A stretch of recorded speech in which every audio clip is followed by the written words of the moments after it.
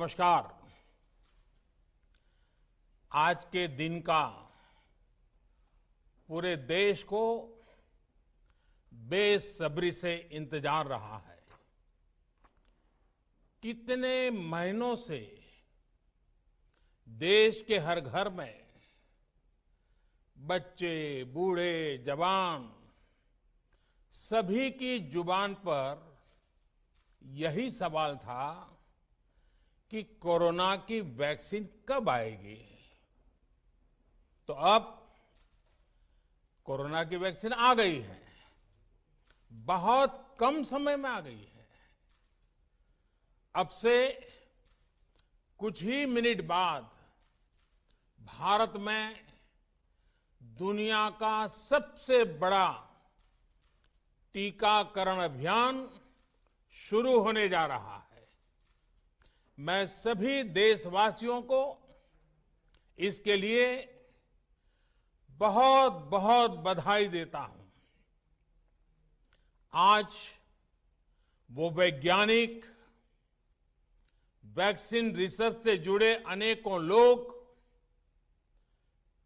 विशेष रूप से प्रशंसा के हकदार हैं, जो बीते कई महीनों से कोरोना के खिलाफ वैक्सीन बनाने में जुटे थे, दिन रात जुटे थे।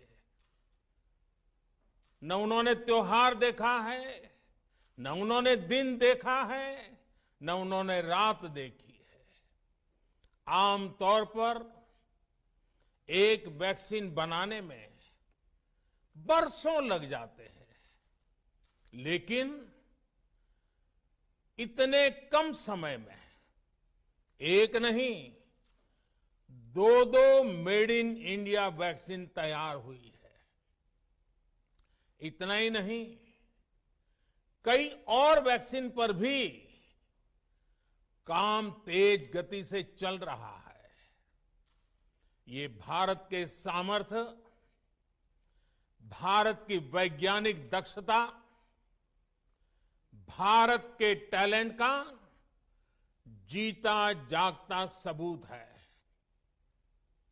ऐसी ही उपलब्धियों के लिए राष्ट्रकवि रामधारी सिंह दिनकर जी ने कहा था, मानव जब जोर लगाता है, पत्थर पानी बन जाता है। भाइयों और बहनों, भारत का टीकाकरण अभियान बहुत ही मानवीय और महत्वपूर्ण सिद्धांतों पर आधारित है। जिसे सबसे ज्यादा जरूरी है, उसे सबसे पहले कोरोना का टीका लगेगा। जिसे कोरोना संक्रमण का रिस्क सबसे ज्यादा है, उसे पहले टीका लगेगा। जो हमारे डॉक्टर्स हैं, नर्सेस हैं, अस्पताल में सफाई कर्मी हैं, मेडिकल, पैरामेडिकल स्टाफ हैं, वो कोरोना की वैक्सीन के सबसे पहले हकदार हैं।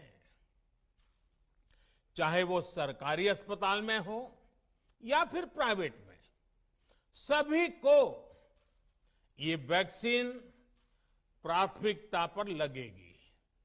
इसके बाद उन लोगों को टीका लगाया जाएगा जिन पर जरूरी सेवाओं और देश की रक्षा या कानून व्यवस्था की जिम्मेदारी है। जैसे हमारे सुरक्षा बल हो गए, पुलिसकर्मी हो गए, फायर ब्रिगेड के लोग हो गए, सफाई कर्मचारी हो गए, इन सभी को ये वैक्सीन प्राथमिकता पर लगेगी। और मैंने जैसा पहले भी कहा है, इनकी संख्या करीब करीब 3 करोड़ होती है। इन सभी के वैक्सीनेशन का खर्च भारत सरकार द्वारा उठाया जाएगा। साथियों, इस टीकाकरण अभियान की पुख्ता तैयारियों के लिए राज्य सरकारों के सहयोग से देश के कोने कोने में ट्रायल्स किए गए हैं, ड्राई रन्स हुए हैं। विशेष तौर पर बनाए गए कोविन डिजिटल प्लेटफॉर्म में टीकाकरण के लिए रजिस्ट्रेशन से लेकर ट्रैकिंग तक की व्यवस्था है। आपको पहला टीका लगने के बाद दूसरी डोज कब लगेगी, इसकी जानकारी भी आपके फोन पर दी जाएगी। और मैं सभी देशवासियों को ये बात फिर याद दिलाना चाहता हूं कि कोरोना वैक्सीन की 2 डोज लगनी बहुत जरूरी है। एक डोज ले लिया और फिर भूल गए, ऐसा गलती मत करना। और जैसा एक्सपर्ट्स कह रहे हैं, पहली और दूसरी डोज के बीच लगभग 1 महीने का अंतराल भी रखा जाएगा। आपको ये भी याद रखना है कि दूसरी डोज लगाने के 2 हफ्ते बाद ही आपके शरीर में कोरोना के विरुद्ध जरूरी शक्ति विकसित हो पाएगी। इसलिए टीका लगते ही आप असावधानी बरतने लगें, मास्क निकाल कर रख दें, 2 गज की दूरी भूल जाएं, ये सब मत करिएगा। मैं प्रार्थना करता हूं, मत करिएगा। और मैं आपको एक और चीज बहुत आग्रह से कहना चाहता हूं। जिस तरह धैर्य के साथ आपने कोरोना का मुकाबला किया, वैसे ही धैर्य अब वैक्सीनेशन के समय भी दिखाना है। साथियों, इतिहास में इस प्रकार का और इतने बड़े स्तर का टीकाकरण अभियान पहले कभी नहीं चलाया गया है। ये अभियान कितना बड़ा है, इसका अंदाज आप सिर्फ पहले चरण से ही लगा सकते हैं। दुनिया के 100 से भी ज्यादा ऐसे देश हैं जिनकी संख्या 3 करोड़ से कम है, और भारत वैक्सीनेशन के अपने पहले चरण में ही 3 करोड़ लोगों का टीकाकरण कर रहा है। दूसरे चरण में हमें इसको 30 करोड़ की संख्या तक ले जाना है। जो बुजुर्ग हैं, जो गंभीर बीमारी से ग्रस्त हैं, उन्हें वो अगले चरण में टीका लगेगा। आप कल्पना कर सकते हैं, 30 करोड़ की आबादी से ऊपर के दुनिया के सिर्फ 3 ही देश हैं, खुद भारत, चीन और अमेरिका। और कोई भी देश ऐसा नहीं है जिनकी आबादी इनसे ज्यादा हो। इसलिए भारत का टीकाकरण अभियान इतना बड़ा है, और इसलिए ये अभियान भारत के सामर्थ्य को दिखाता है। और मैं देशवासियों को एक और बात कहना चाहता हूं। हमारे वैज्ञानिक, हमारे एक्सपर्ट्स जब दोनों मेड इन इंडिया वैक्सीन की सुरक्षा और प्रभाव को लेकर आश्वस्त हुए, तभी उन्होंने इसके इमरजेंसी उपयोग की अनुमति दी है। इसलिए देशवासियों को किसी भी तरह के प्रोपेगेंडा, अफवाहें, दुष्प्रचार से बचकर रहना है। साथियों, भारत के वैक्सीन वैज्ञानिक हमारा मेडिकल सिस्टम भारत की प्रक्रिया की पूरे विश्व में बहुत विश्वसनीयता है और पहले से है। हमने ये विश्वास अपने ट्रैक रिकॉर्ड से हासिल किया है। मेरे प्यारे देशवासियों, हर हिंदुस्तानी इस बात का गर्व करेगा कि दुनिया भर के करीब 60% बच्चों को जो जीवन रक्षक टीके लगते हैं वो भारत में ही बनते हैं। भारत की सख्त वैज्ञानिक प्रक्रियाओं से ही होकर के गुजरते हैं। भारत के वैज्ञानिकों को और वैक्सीन से जुड़ी हमारी विशेषज्ञता पर दुनिया का ये विश्वास made in India corona vaccine में और मजबूत होने वाला है। इसकी कुछ और खास बातें हैं जो आज मैं देशवासियों को जरूर बताना चाहता हूं। ये भारतीय वैक्सीन विदेशी वैक्सीनों की तुलना में बहुत सस्ती हैं और इनका उपयोग भी उतना ही आसान है। विदेश में तो कुछ वैक्सीन ऐसी हैं जिसकी एक डोज 5,000 रुपया तक में है और जिसे -70 डिग्री तापमान में फ्रीज में रखना होता है। -70 डिग्री। वहीं भारत की वैक्सीन ऐसी तकनीक पर बनाई गई हैं जो भारत में बरसों से ट्राइड और टेस्टेड है। ये वैक्सीन स्टोरेज से लेकर ट्रांसपोर्टेशन तक भारतीय स्थितियों और परिस्थितियों के अनुकूल है। यही वैक्सीन अब भारत को कोरोना के खिलाफ लड़ाई में निर्णायक जीत दिलाएगी। साथियों, कोरोना से हमारी लड़ाई आत्मविश्वास और आत्मनिर्भरता की रही है।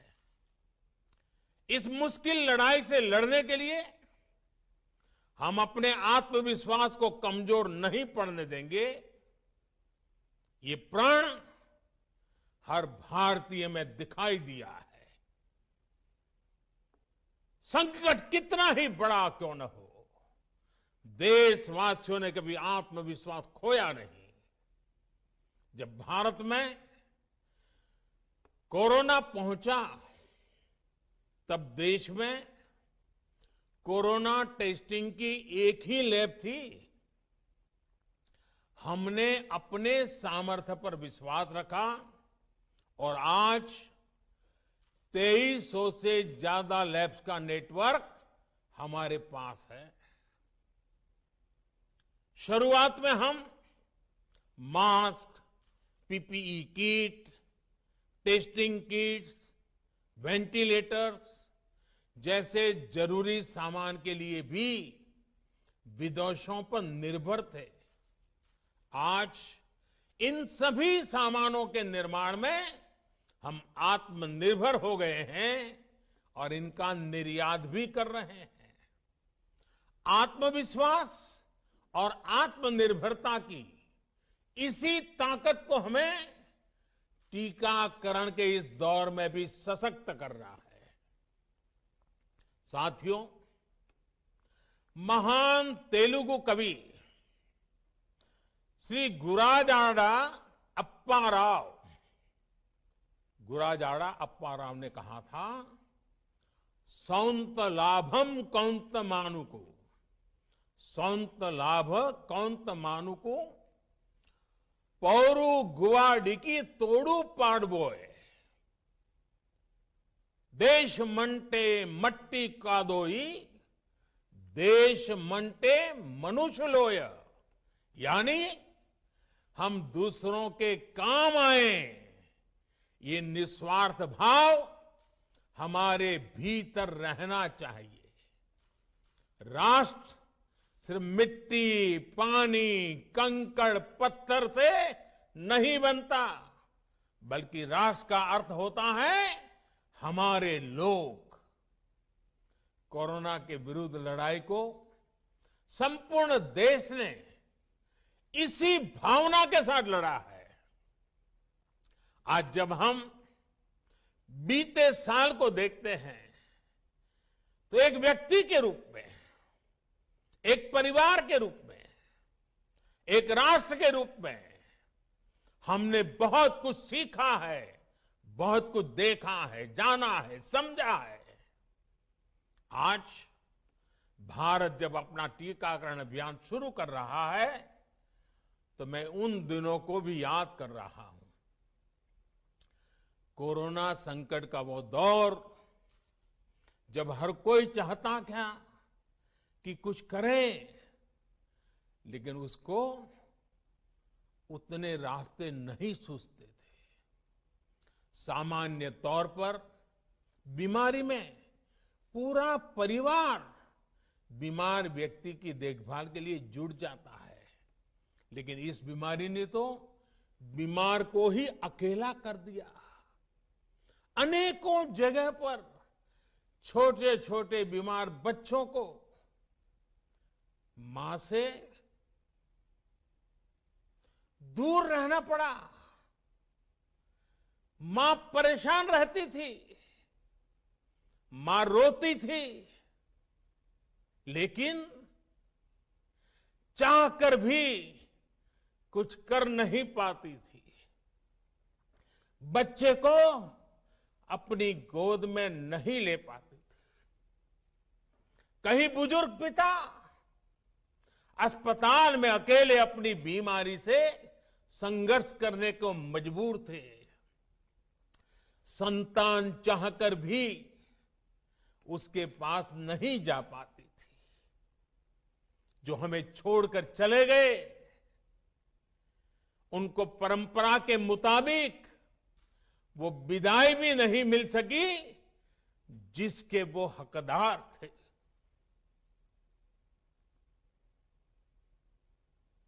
जितना हम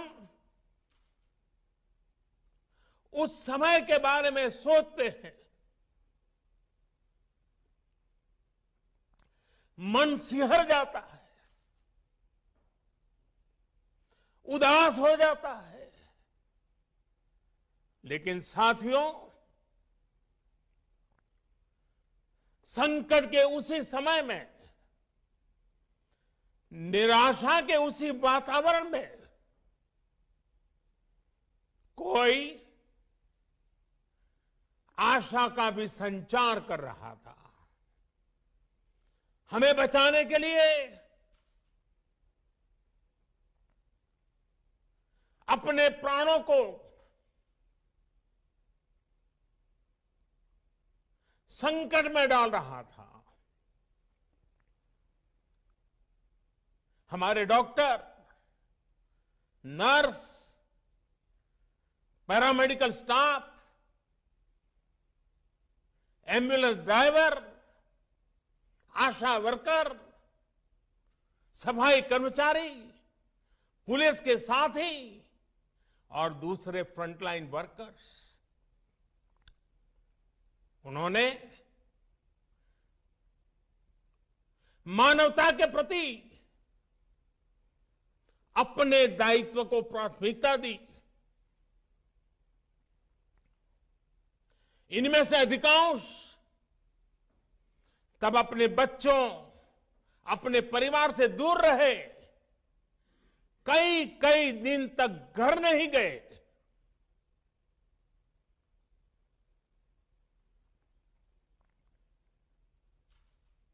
सैकड़ों साथी ऐसे भी हैं जो कभी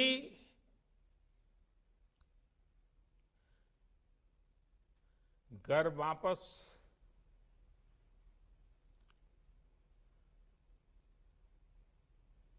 लौट ही नहीं आ पाए। उन्होंने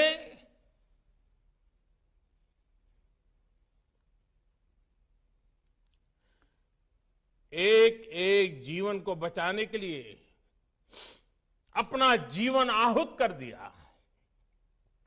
इसलिए आज कोरोना का पहला टीका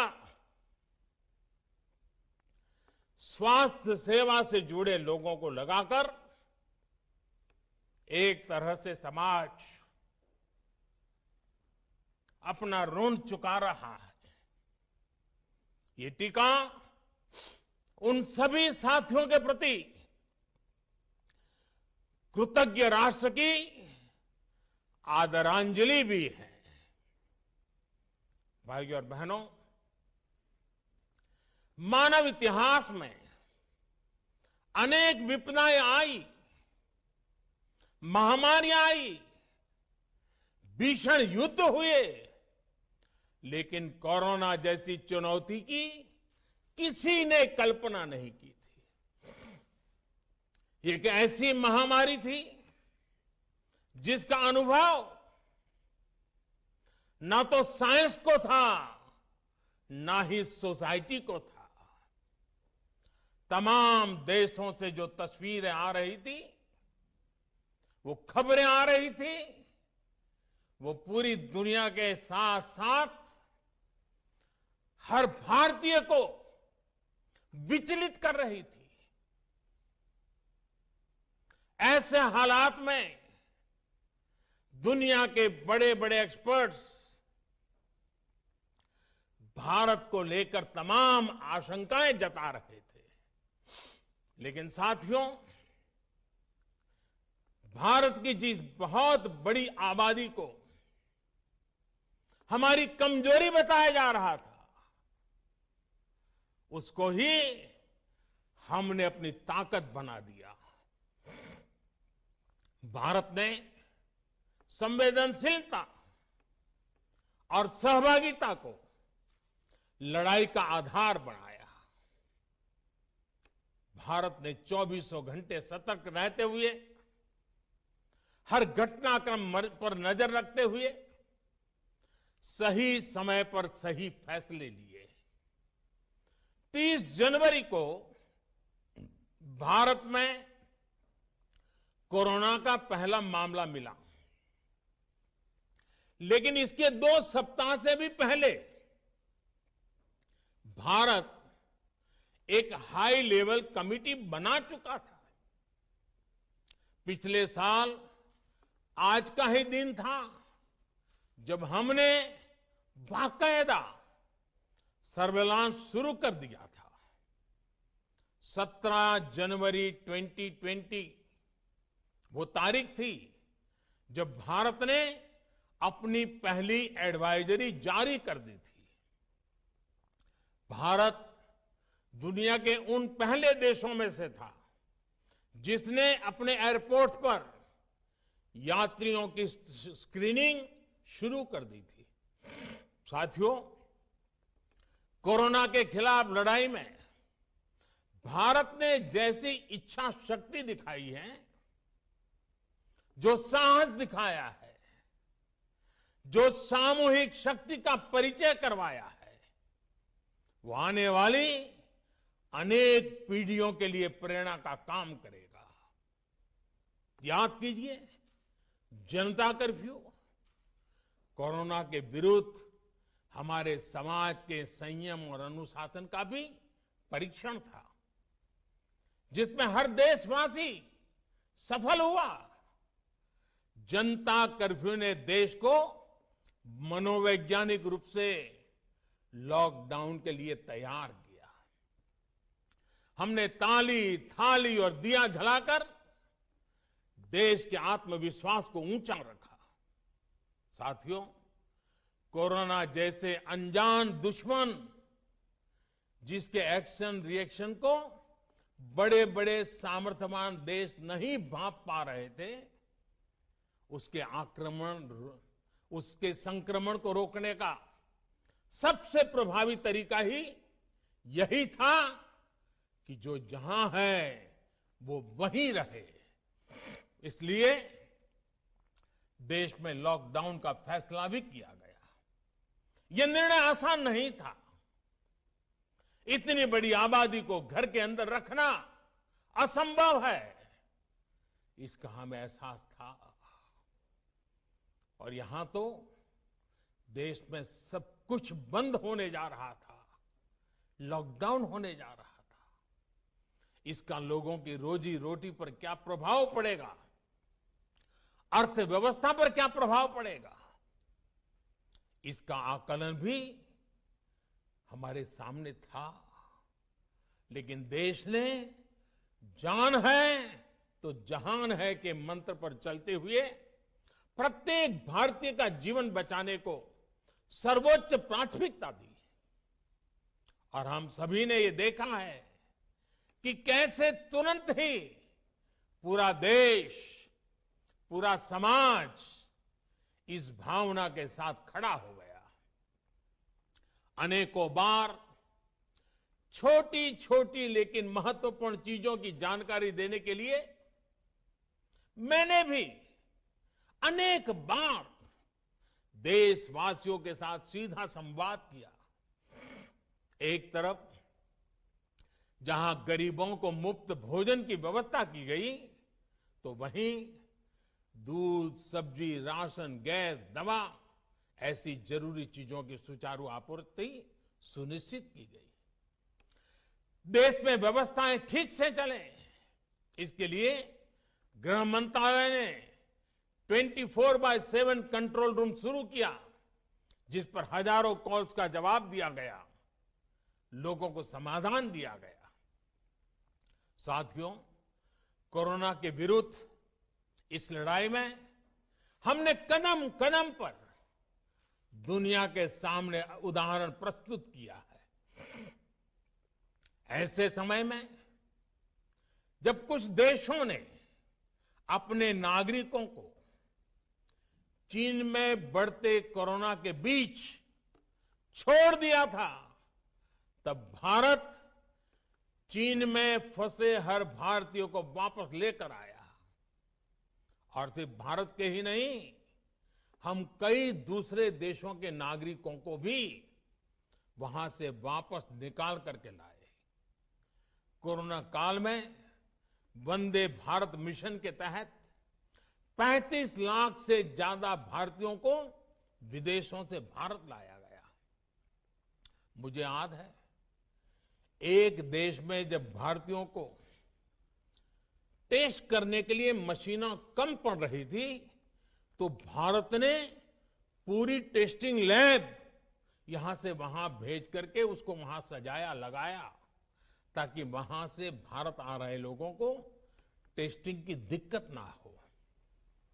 साथियों, भारत ने इस महामारी से जिस प्रकार से मुकाबला किया, उसका लोहा आज पूरी दुनिया मान रही है। केंद्र और राज्य सरकारें, स्थानीय निकाय, हर सरकारी संस्थान, सामाजिक संस्थाएं कैसे एकजुट होकर बेहतर काम कर सकते हैं, ये उदाहरण भी भारत ने दुनिया के सामने रखा। इसरो, डीआरडीओ, फौज से लेकर किसानों और श्रमिकों तक सभी एक संकल्प के साथ कैसे काम कर सकते हैं, ये भारत ने दिखाया है। 2 गज की दूरी और मास्क है जरूरी, उस पर फोकस करने वालों में भी भारत अग्रणी देशों में रहा। भाइयों और बहनों, आज इन्हीं सब प्रयासों का परिणाम है कि भारत में कोरोना से होने वाली मृत्यु की दर कम है और ठीक होने वालों की दर बहुत अधिक है। देश के कई जिले ऐसे हैं जहां एक भी व्यक्ति को हमें कोरोना की वजह से खोना नहीं पड़ा। इन जिलों में हर व्यक्ति कोरोना से ठीक होने के बाद अपने घर पहुंचा है। बहुत से जिले ऐसे भी हैं जहां बीते 2 सप्ताह से कोरोना संक्रमण का एक भी केस नहीं आया है। जहां तक कि लॉकडाउन के से प्रभावित अर्थव्यवस्था की रिकवरी में भी भारत दुनिया में आगे निकल रहा है। भारत उन गिने चुने देशों में है जिसने मुश्किल के बावजूद दुनिया के 150 से ज्यादा देशों में जरूरी दवाएं और जरूरी मेडिकल सहायता पहुंचाई। पैरासीटामोल हो, हाइड्रोक्सी क्लोरोक्विन हो, टेस्टिंग से जुड़ा सामान हो, भारत ने दूसरे देश के लोगों को भी बचाने की हर संभव कोशिश की। आज जब हम अपनी वैक्सीन बना ली है, तब भी भारत की तरफ दुनिया आशा और उम्मीद की नजरों से देख रही है। हमारा टीकाकरण अभियान जैसे जैसे आगे बढ़ेगा, दुनिया के अनेक देशों को हमारे अनुभव का लाभ मिलेगा। भारत की वैक्सीन, हमारी उत्पादन क्षमता पूरी मानवता के हित में काम आए, ये हमारी प्रतिबद्धता है। भाइयों और बहनों, ये टीकाकरण अभियान अभी लंबा चलेगा। हमें जन जन के जीवन को बचाने में योगदान देने का मौका मिला है और इसलिए इस अभियान से जुड़ी प्रक्रिया को, उस प्रक्रिया का हिस्सा बनने के लिए भी देश में वॉलेंटियर आगे आ रहे हैं। मैं उनका स्वागत करता हूं और भी अधिक वॉलेंटियर्स को मैं अपना समय इस सेवा कार्य में जोड़ने के लिए जरूर आग्रह करूंगा। हां, जैसा मैंने पहले कहा, मास्क, 2 गज की दूरी और साफ सफाई ये टीके के दौरान भी और बाद में भी जरूरी रहेंगे। टीका लग गया तो उसका अर्थ ये नहीं कि आप कोरोना से बचाव के दूसरे तरीके छोड़ दें। अब हमें नया प्रण लेना है। दवाई भी, कड़ाई भी। दवाई भी, कड़ाई भी। आप सभी स्वस्थ रहें, इसी कामना के साथ इस टीकाकरण अभियान के लिए पूरे देश को बहुत बहुत शुभकामनाएं देता हूं। देश के वैज्ञानिकों का, रिसर्चर्स का, लैब में जुड़े हुए सब लोगों का, जिन्होंने पूरे साल एक ऋषि की तरह अपनी लैब में जीवन खपा दिया और ये वैक्सीन देश और मानवता को दी है। मैं उनको भी विशेष रूप से अभिनंदन करता हूं, उनका आभार व्यक्त करता हूं। मेरी आप सबको बहुत बहुत शुभकामनाएं हैं। आप जल्द इसका लाभ उठाएं, आप भी स्वस्थ रहें, आपका परिवार भी स्वस्थ रहें, पूरी मानव जात इस संकट की घड़ी से बाहर निकले और स्वस्थता हम सबको प्राप्त हो। इसी एक कामना के साथ आप सबका बहुत बहुत धन्यवाद।